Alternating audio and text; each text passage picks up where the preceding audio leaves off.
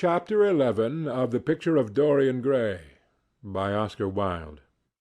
This recording is in the public domain. Read by Bob Neufeld. For years Dorian Gray could not free himself from the influence of this book. Or perhaps it would be more accurate to say that he never sought to free himself from it. He procured from Paris no less than 9 large paper copies of the first edition, and had them bound in different colors, so that they might suit his various moods and the changing fancies of a nature over which he seemed at times to have almost entirely lost control.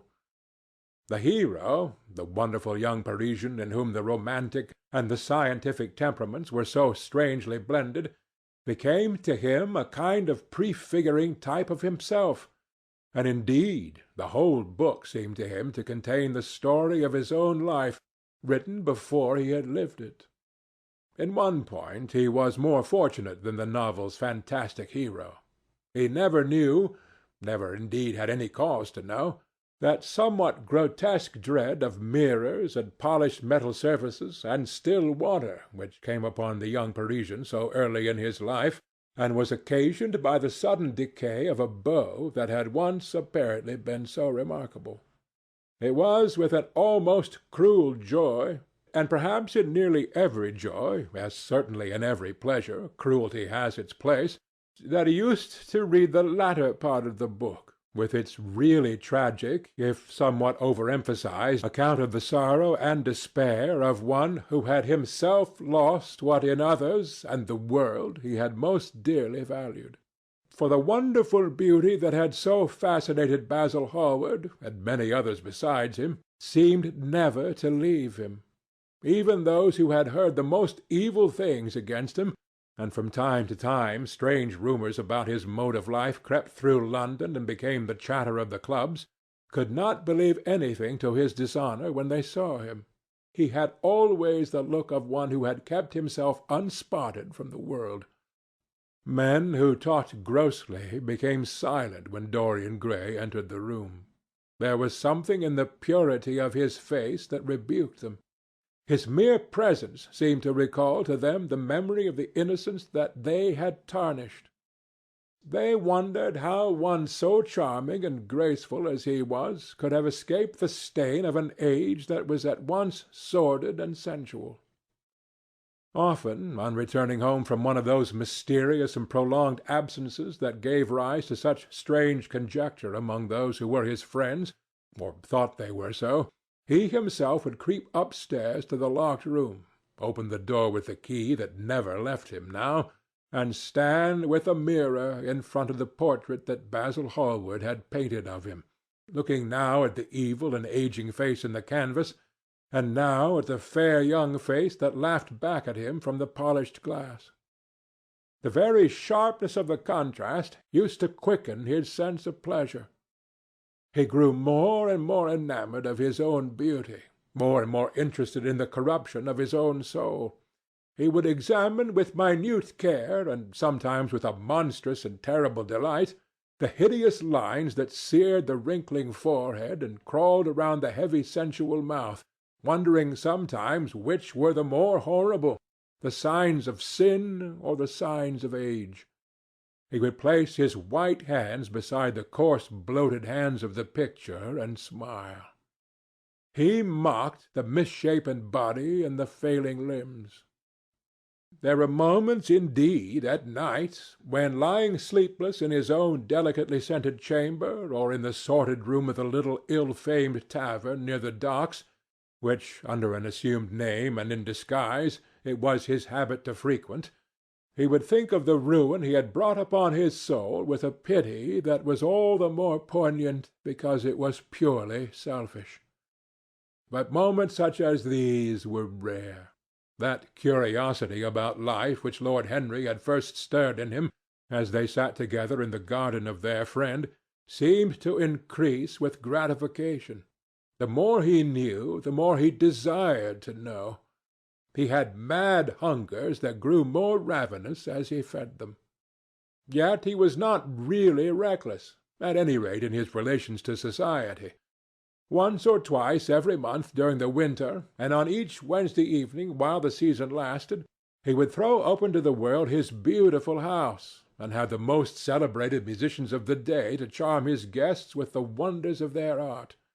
His little dinners, in the settling of which Lord Henry always assisted him, were noted as much for the careful selection and placing of those invited as for the exquisite taste shown in the decoration of the table, with its subtle symphonic arrangements of exotic flowers and embroidered cloths and antique plate of gold and silver.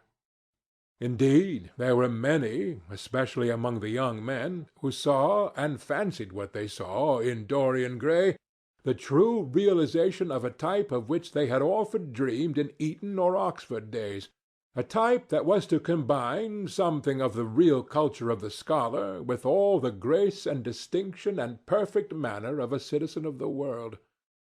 To them he seemed to be of the company of those whom Dante describes as having sought to make themselves perfect by the worship of beauty. Like Gautier, he was one for whom the visible world existed. And certainly to him life itself was the first, the greatest of the arts, and for it all the other arts seemed to be but a preparation.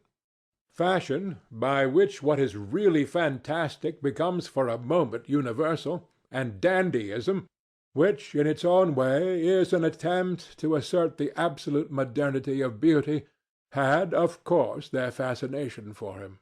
His mode of dressing, and the particular styles that from time to time he affected, had their marked influence on the young exquisites of the Mayfair balls and the Pall Mall Club windows, who copied him in everything that he did, and tried to reproduce the accidental charm of his graceful, though to him only half serious, fopperies. For while he was but too ready to accept the position that was almost immediately offered to him on his coming of age, and found indeed a subtle pleasure in the thought that he might really become to the London of his own day what to imperial Neronian Rome the author of the Satyricon once had been, yet in his inmost heart he desired to be something more than a mere arbiter elegantiarum, to be consulted on the wearing of a jewel, or the knotting of a necktie, or the conduct of a cane. He sought to elaborate some new scheme of life that would have its reasoned philosophy and its ordered principles, and find in the spiritualizing of the senses its highest realization. The worship of the senses has often, and with much justice, been decried, men feeling a natural instinct of terror about passions and sensations that seem stronger than themselves, and that they are conscious of sharing with the less organized forms of existence. But it appeared to Dorian Gray that the true nature of the senses had never been understood, and that they had remained savage and animal merely because the world had sought to starve them into submission, or to kill them by pain, instead of aiming at making them elements of a new spirituality, of which a fine instinct for beauty was to be the dominant characteristic. As he looked back upon man moving through history, he was haunted by a feeling of loss. So much had been surrendered, and to such little purpose. There had been mad, wilful rejections, monstrous forms of self-torture and self-denial, whose origin was fear, and whose result was a degradation infinitely more terrible than that fancied degradation from which, in their ignorance, they had sought to escape. Nature, in her wonderful irony, driving out the anchorite to feed with the wild animals of the desert, and giving to the hermit the beasts of the field as his companions. Yes, there was to be, as Lord Henry had prophesied, a new hedonism that was to recreate life and save it from that harsh, uncomely Puritanism that is having in our own day its curious revival. It was to have its service of the intellect certainly, yet it was never to accept any theory or system that would involve the sacrifice of any mode of passionate experience. Its aim, indeed, was to be experience itself, and not the fruits of experience, sweet or bitter as they might be. as of the asceticism that deadens the senses, as of the vulgar profligacy that dulls them, it was to know nothing. But it was to teach man to concentrate himself upon the moments of a life, that is itself but a moment. There are few of us who have not sometimes wakened before dawn, either after one of those dreamless nights that make us almost enamored of death, or one of those nights of horror and misshapen joy, when through the chambers of the brain sweep phantoms more terrible than reality itself, and instinct with that vivid life that lurks in all grotesques, and that lends to Gothic art its enduring vitality, this art being, one might fancy, especially the art of those whose minds have been troubled with the malady of reverie. Gradually, white fingers creep through the curtains, and they appear to tremble. In black, fantastic shapes, dumb shadows crawl into the corners of the room and crouch there. Outside there is the stirring of birds among the leaves, or the sound of men going forth to their work, or the sigh and sob of the wind coming down from the hills and wandering around the silent house, as though it feared to wake the sleepers, and yet must needs call forth sleep from her purple cave. Veil after veil of thin dusky gauze is lifted, and by degrees the forms and colours of things are restored to them, and we watch the dawn remaking the world in its antique pattern. The wan mirrors get back their mimic life. The flameless tapers stand where we had left them, and beside them lies the half-cut book that we had been studying, or the wired flower that we had worn at the ball, or the letter that we had been afraid to read, or that we had read too often. Nothing seems to us changed. Out of the unreal shadows of the night comes back the real life that we had known. We have to resume it where we had left off, and there steals over us a terrible sense of the necessity for the continuance of energy in the same wearisome round of stereotyped habits, or the wild longing, it may be, that our eyelids might open some morning upon a world that had been refashioned anew in the darkness for our pleasure, a world in which things would have fresh shapes and colours, and be changed, or have other secrets, a world in which the past would have little or no place, or survive, at any rate, in no conscious form of obligation or regret, the remembrance even of joy having its bitterness, and the memories of pleasure their pain. It was the creation of such worlds as these that seemed to Dorian Gray to be the true object, or amongst the true objects, of life. And in his search of sensations that would be at once new and delightful, and possess that element of strangeness that is so essential to romance, he would often adopt certain modes of thought that he knew to be really alien to his nature, abandon himself to their subtle influences, and then, having, as it were, caught their colour and satisfied his intellectual curiosity, leave them with that curious indifference that is not incompatible with a real ardour of temperament, and that, indeed, according to certain modern psychologists, is often a condition of it. It was rumoured of him once that he was about to join the Roman Catholic communion, and certainly the Roman ritual had always a great attraction for him. The daily sacrifice, more awful really than all the sacrifices of the antique world, stirred him as much by its superb rejection of the evidence of the senses as by the primitive simplicity of its elements and the eternal pathos of the human tragedy that it sought to symbolize. He loved to kneel down on the cold marble pavement and watch the priest, in his stiff-flowered dalmatic, slowly and with white hands moving aside the veil of the tabernacle, or raising aloft the jewelled lantern-shaped monstrance with that pallid wafer that at times one would fain think is indeed the panis celestis, the bread of angels, or, robed in the garments of the Passion of Christ, breaking the host into the chalice and smiting his breast for his sins.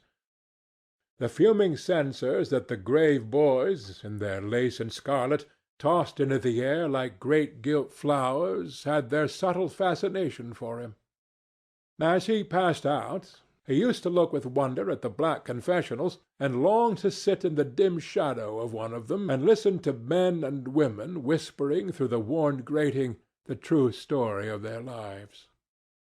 But he never fell into the error of arresting his intellectual development by any formal acceptance of creed or system, or by mistaking, for a house in which to live, an inn that is but suitable for the sojourn of a night, or for a few hours of a night in which there are no stars and the moon is in travail. Mysticism, with its marvelous power of making common things strange to us, and the subtle antinomianism that always seems to accompany it, moved him for a season. And for a season he inclined to the materialistic doctrines of the Darwinismus movement in Germany, and found a curious pleasure in tracing the thoughts and passions of men to some pearly cell in the brain, or some white nerve in the body, delighting in the conception of the absolute dependence of the spirit on certain physical conditions, morbid or healthy, normal or diseased. Yet, as has been said of him before, no theory of life seemed to him to be of any importance compared with life itself. He felt keenly conscious of how barren all intellectual speculation is when separated from action and experiment. He knew that the senses, no less than the soul, have their spiritual mysteries to reveal. And so he would now study perfumes and the secrets of their manufacture, distilling heavily scented oils and burning odorous gums from the East. He saw that there was no mood of the mind that had not its counterpart in the sensuous life, and set himself to discover their true relations, wondering what there was in frankincense that made one mystical, and in ambergris that stirred one's passions, and in violets that woke the memory of dead romances, and in musk that troubled the brain, and in champak that stained the imagination, and seeking often to elaborate a real psychology of perfumes, and to estimate the several influences of sweet-smelling roots and scented pollen-laden flowers, of aromatic balms and of dark fragrant woods, of spikenard that sickens, of hovenia that makes men mad, and of aloes that are said to be able to expel melancholy from the soul.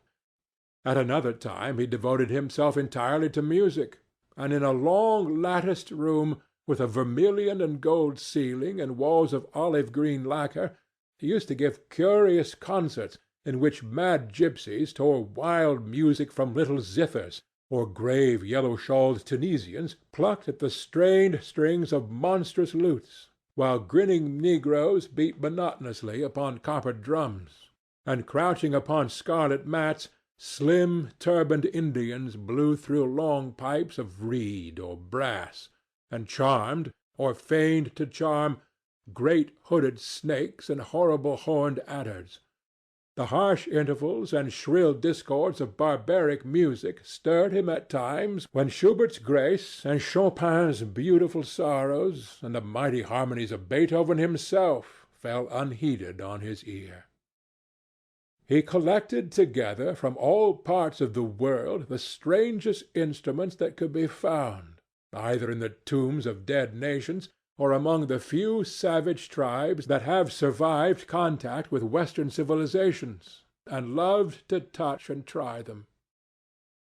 He had the mysterious juruparis of the Rio Negro Indians, that women are not allowed to look at, and that even youths may not see till they have been subjected to fasting and scourging, and the earthen jars of the Peruvians that have the shrill cries of birds, and flutes of human bones such as Alfonso de Ovalle heard in Chile, and the sonorous green jaspers that are found near Cuzco, and give forth a note of singular sweetness. He had painted gourds filled with pebbles that rattled when they were shaken. The long clarin of the Mexicans, into which the performer does not blow, but through which he inhales the air. The harsh tourée of the Amazon tribes, that is sounded by the sentinels who sit all day long in high trees, and can be heard, it is said, at a distance of 3 leagues. The teponaztli, that has two vibrating tongues of wood and is beaten with sticks that are smeared with an elastic gum obtained from the milky juice of plants; the yotl bells of the Aztecs, that are hung in clusters like grapes; and a huge cylindrical drum, covered with the skins of great serpents, like the one that Bernal Diaz saw when he went with Cortes into the Mexican temple, and of whose doleful sound he had left us so vivid a description. The fantastic character of these instruments fascinated him, and he felt a curious delight in the thought that art, like nature, has her monsters, things of bestial shape and with hideous voices. Yet after some time he wearied of them, and would sit in his box at the opera, either alone or with Lord Henry, listening in rapt pleasure to Tannhäuser, and seeing in the prelude to that great work of art a presentation of the tragedy of his own soul. On one occasion he took up the study of jewels, and appeared at a costume ball as Anne de Joyeuse, Admiral of France, in a dress covered with 560 pearls. This taste enthralled him for years, and indeed may be said never to have left him. He would often spend a whole day settling and resettling in their cases the various stones that he had collected, such as the olive-green chrysoberyl that turns red by lamplight, the cymophane with its wire-like line of silver, the pistachio-colored peridot, rose-pink and wine-yellow topazes, carbuncles of fiery scarlet with tremulous full-rayed stars, flame-red cinnamon stones, orange and violet spinels, and amethysts with their alternate layers of ruby and sapphire. He loved the red gold of the sunstone, and the moonstone's pearly whiteness, and the broken rainbow of the milky opal. He procured from Amsterdam 3 emeralds of extraordinary size and richness of colour, and had a turquoise de la vieille roche that was the envy of all the connoisseurs.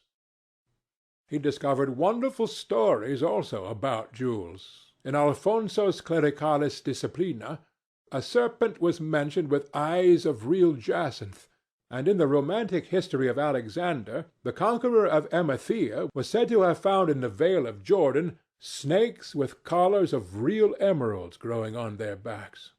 There was a gem in the brain of the dragon, Philostratus told us, and by the exhibition of golden letters in a scarlet robe, the monster could be thrown into a magical sleep and slain. According to the great alchemist, Pierre de Boniface, the diamond rendered a man invisible, and the agate of India made him eloquent. The cornelian appeased anger, and the hyacinth provoked sleep, and the amethyst drove away the fumes of wine. The garnet cast out demons, and the hydropicus deprived the moon of her colour. The selenite waxed and waned with the moon, and the meloceus that discovers thieves could be affected only by the blood of kids. Leonardus Camillus had seen a white stone taken from the brain of a newly killed toad that was a certain antidote against poison. The bezoar that was found in the heart of the Arabian deer was a charm that could cure the plague. In the nests of Arabian birds was the aspilates, that, according to Democritus, kept the wearer from any danger by fire. The king of Ceylon rode through his city with a large ruby in his hand, as the ceremony of his coronation. The gates of the palace of John the priest were made of sardius, with the horn of the horned snake inwrought, so that no man might bring poison within. Over the gable were 2 golden apples, in which were 2 carbuncles, so that the gold might shine by day and the carbuncles by night.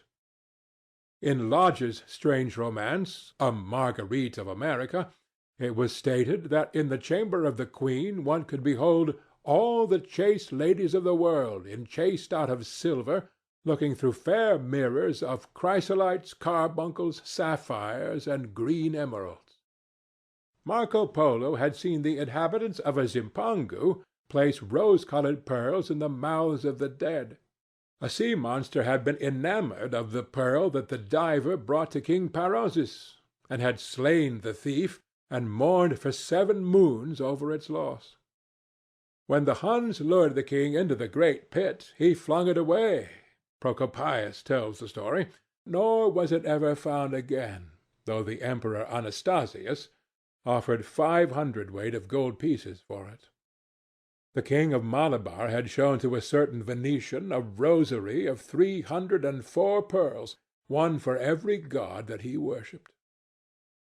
When the Duke de Valentinois, son of Alexander VI, visited Louis XII in France, his horse was loaded with gold leaves, according to Brantôme, and his cap had double rows of rubies that threw out a great light. Charles of England had ridden in stirrups hung with 421 diamonds. Richard II had a coat, valued at 30,000 marks, which was covered with balas rubies. Hall described Henry VIII on his way to the Tower previous to his coronation as wearing a jacket of raised gold, the placard embroidered with diamonds and other rich stones, and a great baldric about his neck of large balasses. The favorites of James I wore earrings of emeralds set in gold filigrane. Edward II gave to Piers Gaveston a suit of red gold armor studded with jacinths, a collar of gold roses set with turquoise stones, and a skull-cap parseam with pearls. Henry II wore jewelled gloves reaching to the elbow, and had a hawk glove sewn with 12 rubies and 52 great orients.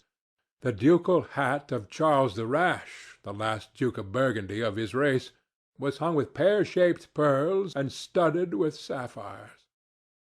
How exquisite life had once been! How gorgeous in its pomp and decoration! Even to read the luxury of the dead was wonderful.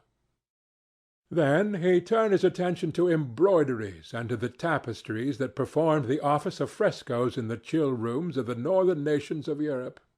As he investigated the subject, and he had always had an extraordinary faculty of becoming absolutely absorbed for the moment in whatever he took up, he was almost saddened by the reflection of the ruin that time brought on beautiful and wonderful things.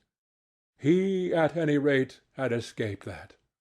Summer followed summer, and the yellow jonquils bloomed and died many times, and nights of horror repeated the story of their shame, but he was unchanged. No winter marred his face or stained his flower-like bloom. How different it was with material things! Where had they passed to? Where was the great crocus-colored robe, on which the gods fought against the giants, that had been worked by brown girls for the pleasure of Athena? Where the huge velarium that Nero had stretched across the Colosseum at Rome, that Titan sail of purple on which was represented the starry sky, an Apollo driving a chariot drawn by white, gilt-reined steeds? He longed to see the curious table napkins wrought for the priest of the sun, at which was displayed all the dainties and viands that could be wanted for a feast.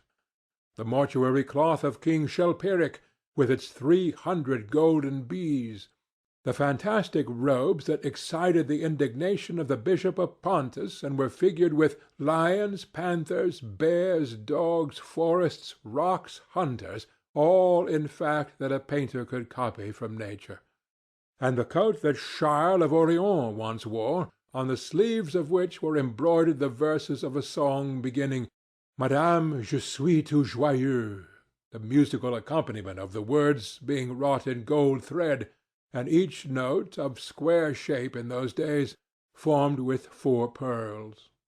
He read of the room that was prepared at the palace of Rheims for the use of Queen Joan of Burgundy, and was decorated with 1,321 parrots made embroidery and blazoned with the king's arms, and 561 butterflies, whose wings were similarly ornamented with the arms of the queen, the whole worked in gold. Catherine de Medici had a mourning bed made for her of black velvet powdered with crescents and suns.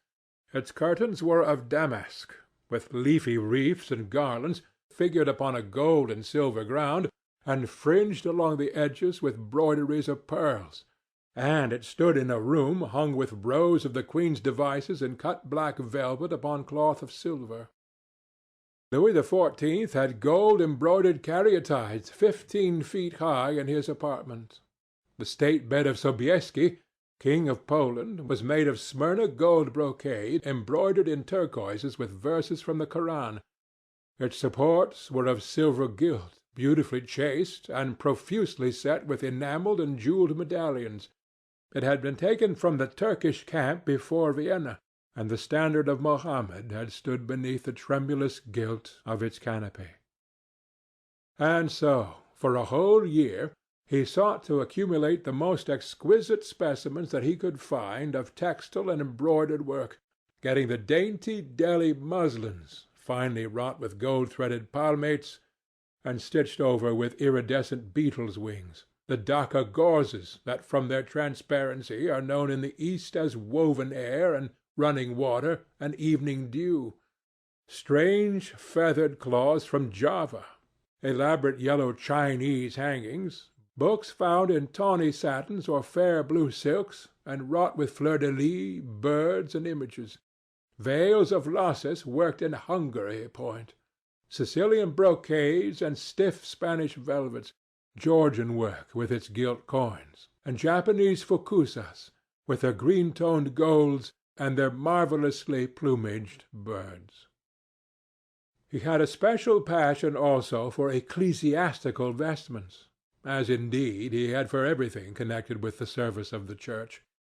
In the long cedar chests that lined the west gallery of his house he had stored away many rare and beautiful specimens of what is really the raiment of the Bride of Christ, who must wear purple and jewels and fine linen, that she may hide the pallid, macerated body that is worn by the suffering that she seeks for and wounded by self-inflicted pain. He possessed a gorgeous cape of crimson silk and gold thread damask, figured with a repeating pattern of golden pomegranates set in 6-petalled formal blossoms, beyond which on either side was the pineapple device wrought in seed curls. The orphreys were divided into panels representing scenes from the life of the Virgin, and the coronation of the Virgin was figured in colored silks upon the hood. This was Italian work of the 15th century. Another cape was of green velvet, embroidered with heart-shaped groups of acanthus leaves, from which spread long-stemmed white blossoms, the details of which were picked out with silver thread and colored crystals. The morse bore a seraph's head in gold thread raised work. The orphreys were woven in a diaper of red and gold silk, and were starred with medallions of many saints and martyrs, among whom was Saint Sebastian. He had chasubles also of amber-colored silk, and blue silk, and gold brocade, and yellow silk damask, and cloth of gold, figured with representations of the Passion and the Crucifixion of Christ, and embroidered with lions and peacocks and other emblems. Dalmatics of white satin and pink silk damask, coloured with tulips and dolphins and fleur-de-lis, altar frontals of crimson velvet and blue linen, and many corporals, chalice veils, and sudaria. In the mystic offices to which such things were put, there was something that quickened his imagination. For these treasures, and everything that he collected in his lovely house, were to be to him means of forgetfulness, modes by which he could escape, for a season, from the fear that seemed in him at times to be almost too great to be borne. Upon the walls of the lonely locked room where he had spent so much of his boyhood, he had hung with his own hands the terrible portrait whose changing features showed him the real degradation of his life, and in front of it had draped the purple and gold pall as a curtain. For weeks he would not go there, would forget the hideous painted thing, and get back his light heart, his wonderful joyousness, his passionate absorption in mere existence. Then, suddenly, some night he would creep out of the house, go down to dreadful places near Bluegate Fields, and stay there day after day until he was driven away. On his return he would sit in front of the picture, sometimes loathing it and himself, but filled at other times with that pride of individualism that is half the fascination of sin, and smiling with secret pleasure at the misshapen shadow that had to bear the burden that should have been his own. After a few years he could not endure to be long out of England, and gave up the villa that he had shared at Trouville with Lord Henry, as well as the little white Walden house at Algiers, where they had more than once spent the winter. He hated to be separated from the picture that was such a part of his life, and was also afraid that during his absence some one might gain access to the room, in spite of the elaborate bars that he had caused to be placed upon the door.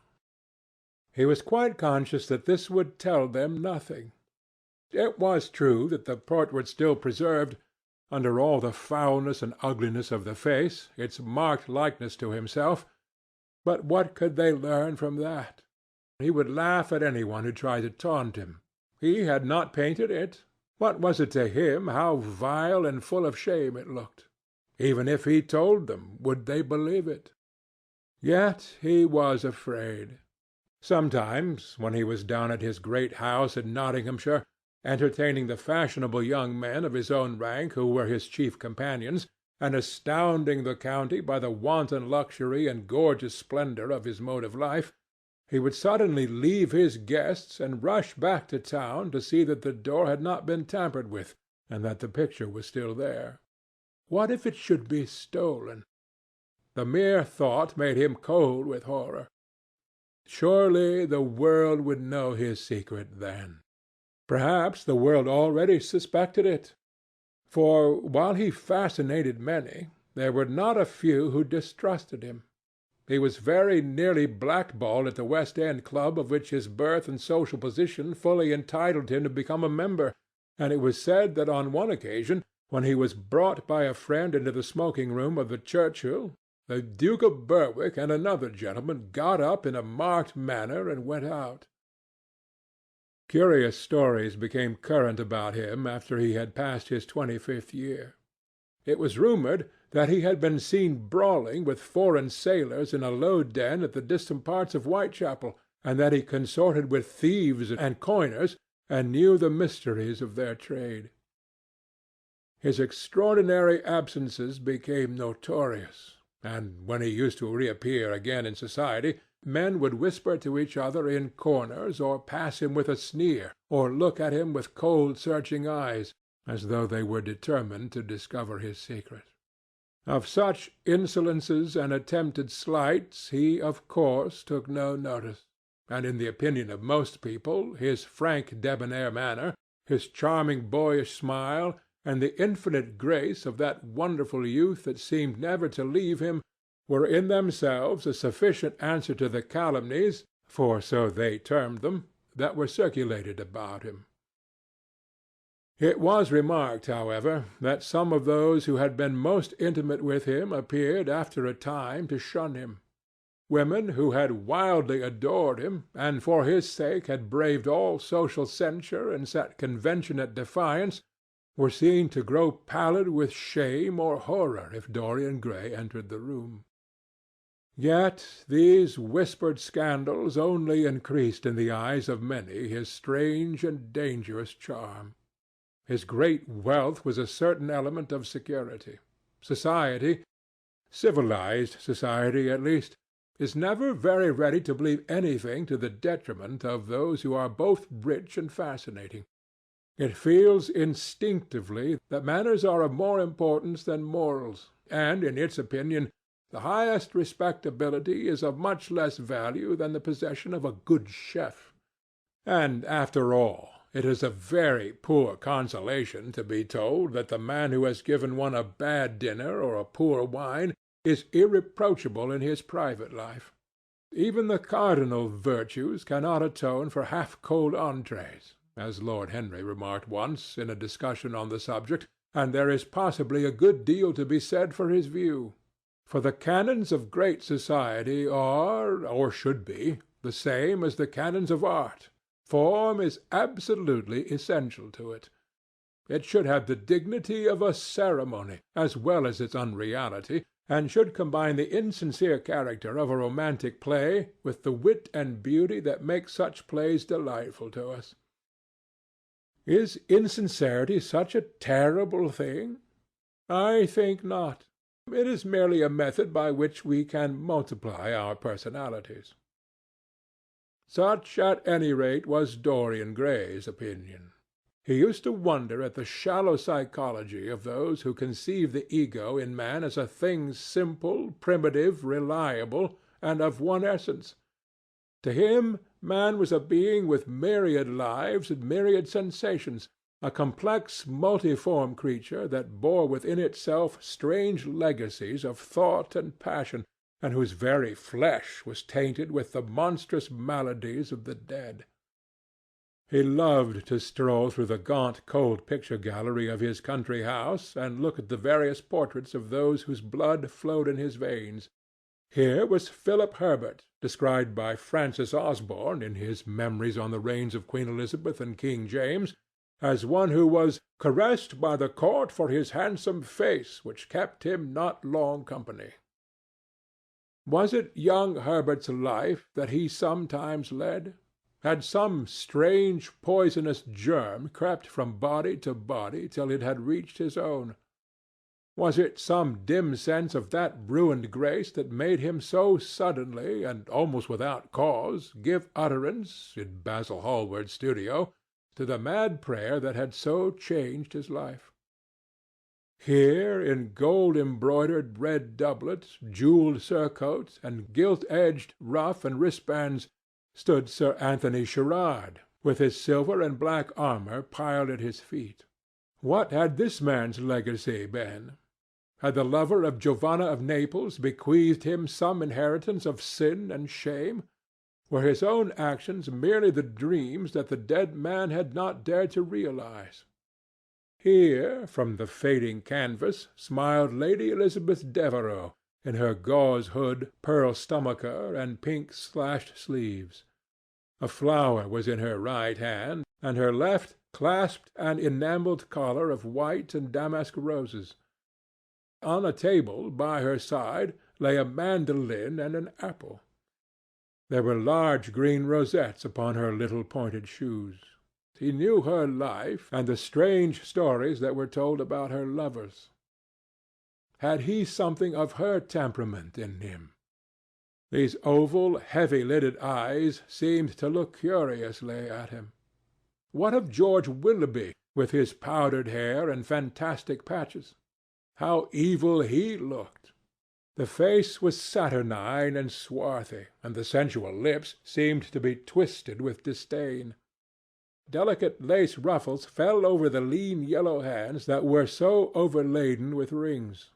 He had been a macaroni of the 18th century, and the friend in his youth of Lord Ferrars. What of the second Lord Beckenham, the companion of the Prince Regent in his wildest days, and one of the witnesses of the secret marriage of Mrs. Fitzherbert? How proud and handsome he was, with his chestnut curls and insolent pose!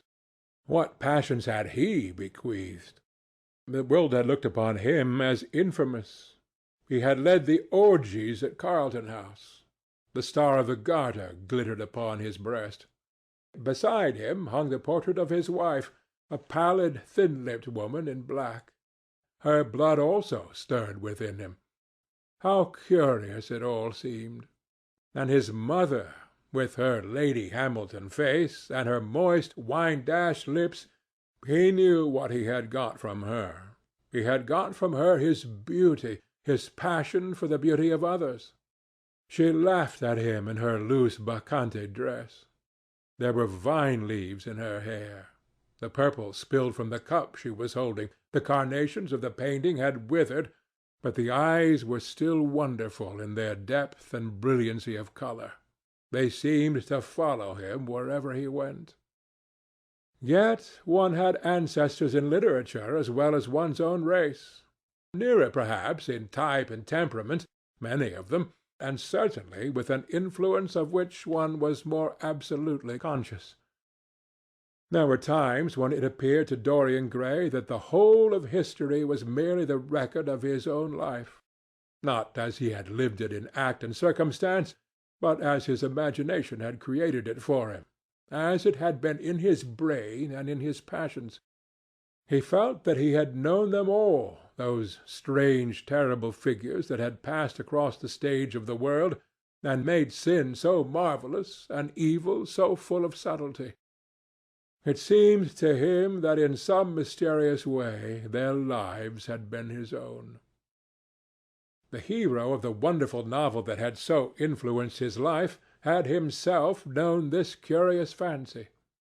In the 7th chapter he tells how, crowned with laurel lest lightning might strike him, he had sat as Tiberius in a garden at Capri, reading the shameful books of Elephantis, while dwarfs and peacocks strutted round him and the flute-player mocked the swinger of the censer, and as Caligula had caroused with the green-shirted jockeys in their stables and supped in an ivory manger with a jewel-frontleted horse, and as Domitian had wandered through a corridor lined with marble mirrors, looking around for the reflection of the dagger that was to end his days, and sick with that ennui had terrible tedium vitae that comes on those to whom life denies nothing, and had peered through a clear emerald at the red shambles of the circus, and then, in a litter of pearl and purple drawn by silver-shod mules, had been carried through the streets of pomegranates to a house of gold, and heard men cry on Nero Caesar as he passed by, and as Elagabalus had painted his face with colours, and plied the distaff among the women, and brought the moon from Carthage, and given her in mystic marriage to the sun. Over and over again Dorian used to read this fantastic chapter and the 2 chapters immediately following, in which, as in some curious tapestries or cunningly wrought enamels, were pictured the awful and beautiful forms of those whom vice and blood and weariness had made monstrous or mad. Filippo, Duke of Milan, who slew his wife and painted her lips with a scarlet poison, that her lover might suck death from the dead thing he fondled. Pietro Barbi, the Venetian, known as Paul II, who sought in his vanity to assume the title of Formosus, and whose tiara, valued at 200,000 florins, was bought at the price of a terrible sin. Gian Maria Visconti, who used hounds to chase living men, and whose murdered body was covered with roses by a harlot who had loved him. The Borgia on his white horse, with fratricide riding beside him, and his mantle stained with the blood of Perotto. Pietro Riario, the young cardinal archbishop of Florence, child and minion of Sixtus IV., whose beauty was equalled only by his debauchery, and who received Leonora of Aragon in a pavilion of white and crimson silk, filled with nymphs and centaurs, and gilded a boy that he might serve at the feast of Ganymede or Hylas. Ezelin, whose melancholy could be cured only by the spectacle of death, and who had a passion for red blood as other men have for red wine. The son of the fiend, as was reported, and one who had cheated his father at dice when gambling with him for his own soul. Giambattista Cibo, who in mockery took the name of Innocent, and into whose torpid veins the blood of 3 lads was infused by a Jewish doctor. Sigismondo Malatesta, the lover of Isotta and the lord of Rimini, whose effigy was burned at Rome as the enemy of God and man, who strangled Polissena with a napkin and gave poison to Ginevra d'Este in a cup of emerald, and in honor of a shameful passion built a pagan church for Christian worship. Charles VI, who had so wildly adored his brother's wife that a leper had warned him of the insanity that was coming on him, and who, when his brain had sickened and grown strange, could only be soothed by Saracen cards painted with the images of love and death and madness, and, in his trimmed jerkin and jewelled cap, and acanthus-like curls, Griffinotto Baglioni, who slew Astore with his bride, and Simonetto with his page, and whose comeliness was such that, as he lay dying in the yellow piazza of Perugia, those who had hated him could not choose but weep, and Atalanta, who had cursed him, blessed him. There was a horrible fascination in them all. He saw them at night, and they troubled his imagination in the day. The Renaissance knew of strange manners of poisoning, poisoning by a helmet and a lighted torch, by an embroidered glove and a jewelled fan, by a gilded pomander and by an amber chain. Dorian Gray had been poisoned by a book. There were moments when he looked on evil simply as a mode through which he could realize his conception of the beautiful. Chapter 11